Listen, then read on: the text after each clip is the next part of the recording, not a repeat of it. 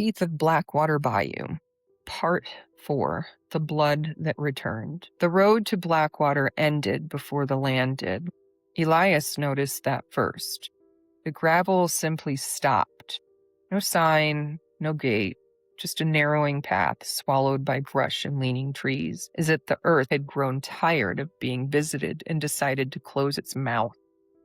He left the truck where the road died and continued on foot. The air changed almost immediately, thicker, warmer, not the natural heat of Louisiana, but something heavier, something that pressed against the skin and stayed there. Sweat gathered quickly along his neck, his back, and his palms. It wasn't just heat. It was presence. He had read the documents twice before coming. What happened to the inheritors that came before him? He wondered. Blackwater Plantation, transferred through generations, names scratched out, replaced, forgotten. His family name appeared near the beginning, then again at the end, with nothing in between. He didn't believe in inheritance. Not really, not the kind people whispered about. But as he stepped onto the land, something in his chest shifted. Not recognition, something older. The house stood where it always had, or what remained of it. The columns still rose, though cracked and leaning. The roof had partially collapsed, exposing beams that jutted upward like broken ribs. The windows were empty. No glass, no curtain, just dark openings that seemed to watch him approach. The closer he got, the quieter everything became. No birds, no insects, no wind. Even his footsteps felt wrong. Too loud, too present. He stopped at the edge of the porch. The wood groaned beneath his weight when he stepped onto it, the sound carrying far too clearly into the hollow spaces of the house. It smelled like rot, but not the kind caused by time, something active. Elias pushed the front door open. It resisted, not from being stuck, but as if something on the other side didn't want it to. Inside, the air was colder.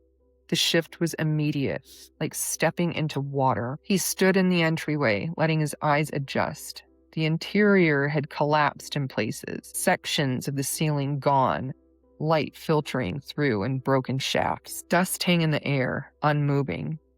The floorboards were warped, darkened by moisture that never fully dried, and the walls were marked. Deep gouges were carved into the wood, not random, not scattered, patterned, long, dragging lines, claw marks. Elias stepped closer and ran his fingers along one. The groove was deep, too deep for anything human. His hand trembled slightly. He pulled it back. Something shifted behind him. He turned. Nothing. But the air had changed.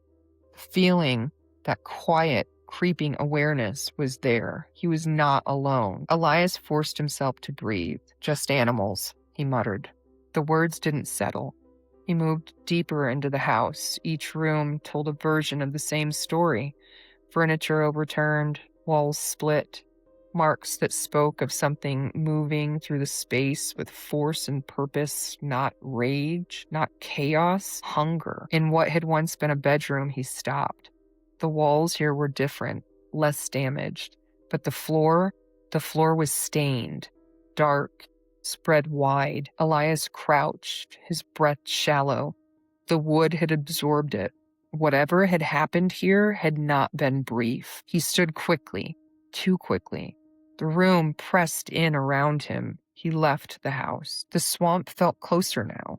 The trees leaned inward, their roots rising above the ground like something trying to climb out rather than grow down. Water pooled in uneven patches, reflecting fragments of sky through broken leaves. Elias walked without direction, without realizing it. Something pulled, not physically, but unmistakably, deeper. He followed. The ground softened beneath his feet. Each step sank slightly, the mud gripping at his boots as if testing whether he intended to leave again. He didn't. The air thickened further, and then he heard it, a sound. Not loud, not sudden, a breath. Behind him, Elias froze. Slowly, carefully he turned. The trees stood still. The water lay flat, but something just beyond sight shifted. He felt it before he saw it. That same pressure in his chest, that same pull. Then the eyes appeared, blue, watching, too high to belong to anything that crouched, too steady to belong to anything wild. Elias didn't move. The thing in the trees didn't either. They watched each other. Seconds stretched. The air between them tightened. Elias should have run. Every instinct, every learned piece of survival told him to move, to break the stillness, to leave. But he didn't, because something in those eyes felt familiar, not safe, not known, but recognized. The creature stepped forward, slow, deliberate. Its body moved with a terrible kind of intention, as if each step had to be remembered before it could be taken. Its limbs bent where it shouldn't.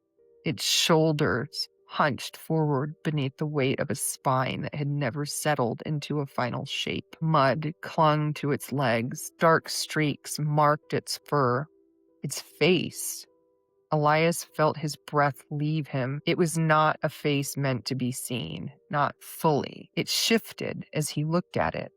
Bones pressing forward beneath skin, then pulling back. A jaw that couldn't decide its length. Teeth that didn't match.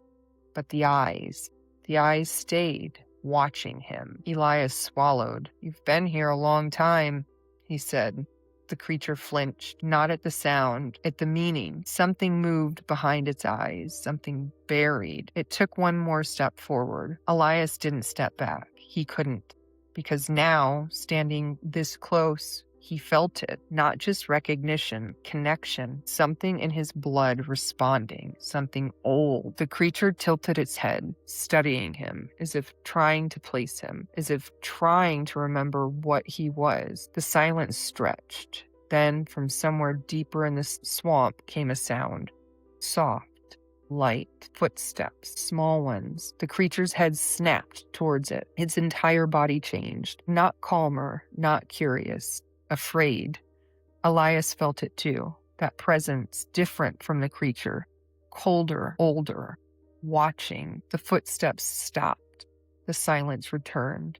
The creature backed away, not slowly, urgently. Its eyes flicked back to Elias one last time, and then it was gone, vanished into the trees. Elias stood alone, but the feeling remained that something had seen him, not as prey, not as a threat, but as something else, something that had come back.